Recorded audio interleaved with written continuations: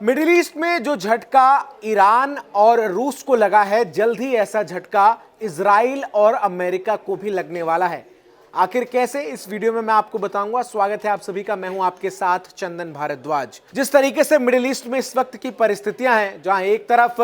Israel लगातार Hamas और Hezbollah पर हमले कर रहा है, दूसरी तरफ सीरिया में तख्ता पलट होता है, बशर अल असद जो है वो सीरिया छोड़कर मॉस्को भागते हैं। इन सब के बीच सीरिया में बशर अल असद की सरकार का गिरना ईरान और रूस के लिए बहुत बड़ा झटका है, क्योंकि दोनों ही इस क्षेत्र में अपना एक प्रमुख सहयोगी जो है वो खो चुके हैं। अमेरिका और इजराइल, जिन पर सीरिया में असद सरकार के तख्ता पलट की साजिश रचने का आरोप लग रहा है, रिपोर्ट्स के अनुसार क्षेत्र में उनके अहम सहयोगियों पर भी तख्ता पलट का खतरा जो है वो मंडरा रहा है। इजरायली पब्लिक ब्रॉडकास्टिंग कॉर्पोरेशन यानी KAN ने बताया है कि इजरायली अधिकारी इस बात से चिंतित हैं कि जॉर्डन में भी तख्ता पलट जो है वो आने वाले दिनों में हो सकता है। रिपोर्ट्स में कहा गया है कि इजराइल के राजनीतिक और सुरक्षा अधिकारी अरब देश में विपक्षी समूहों के हाथों जॉर्डन सरकार के संभावित पतन को लेकर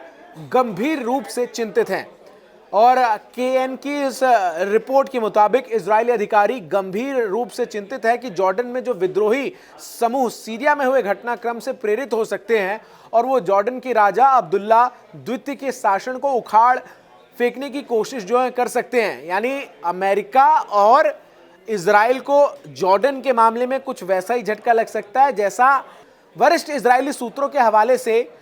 एक रिपोर्ट जो है सामने आई है, और उसमें कहा गया है कि जॉर्डन को लेकर इजराइल के टॉप अधिकारियों के बीच चर्चा हुई है, साथ ही आगे और बातचीत करने की योजना बनाई गई है। KAN के अनुसार कुछ अरब डिप्लोमेट्स भी जॉर्डन में विद्रोह को भड़काने को लेकर चिंता जताते हुए नजर आए हैं, लेकिन इस पूरे मामले में इजराइल को ज्यादा नुकसान हो सकता है, क्योंकि इजराइल के फिलिस्तीन कब्जे वाले क्षेत्र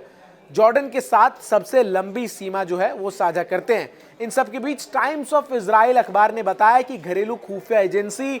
शियत बेत के मुखिया रोनान बार और इंटेलिजेंस डायरेक्टरेट के प्रमुख शोर्मी बिंदर ने शुक्रवार को जॉर्डन का दौरा किया, जहां उन्होंने सीरिया की स्थिति पर बातचीत की और जॉर्डन के जनरल से उनकी मुलाकात भी हुई। माना यह जा रहा है कि इस मुलाकात के दौरान इजरायली अधिकारियों ने जॉर्डन में विद्रोह पनपने की रिपोर्ट्स पर भी चर्चा की है। उधर अमेरिकी समाचार वेबसाइट्स के मुताबिक कुछ इसी प्रकार की रिपोर्ट जो प्रकाशित हो रही है, और जॉर्डन में जो स्थितियां हैं वो लगातार वहां भी विद्रोह की सुबुगाहट जो है वो सुनाई दे रही है, और ऐसे में अमेरिका और इजराइल समय रहते हुए जॉर्डन को आगाह करके स्थिति को नियंत्रित कर ले, ये जो है वो बड़ा सवाल है। जॉर्डन की आबादी करीब 1.15 करोड़ है और यहाँ सुन्नी जो है वो बहुसंख्य है, यानी ये एक सुन्नी बहुल देश है और इसकी आबादी में शरणार्थियों की संख्या काफी ज्यादा है। कुछ रिपोर्ट्स की माने तो जॉर्डन में 20 से 50% तक की आबादी जो है वो फिलिस्तीनी मूल की है, यानी करीब